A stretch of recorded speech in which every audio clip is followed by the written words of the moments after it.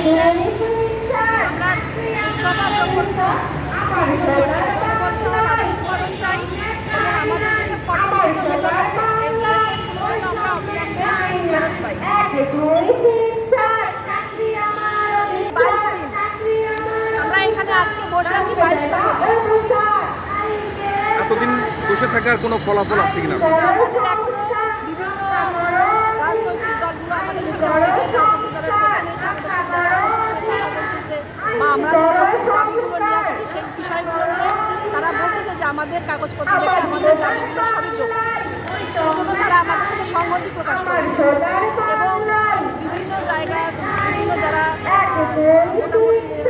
ঢাকাতে যারা বিভিন্ন ধরনের লোকজন আছেন তারা এসে আমাদের সাথে সংহতি প্রকাশ করছে। কিন্তু সেই ক্ষেত্রে আমাদের এখানে আমাদের যারা প্রকল্পের নূতন কর্তৃপক্ষ আছে বা আমাদের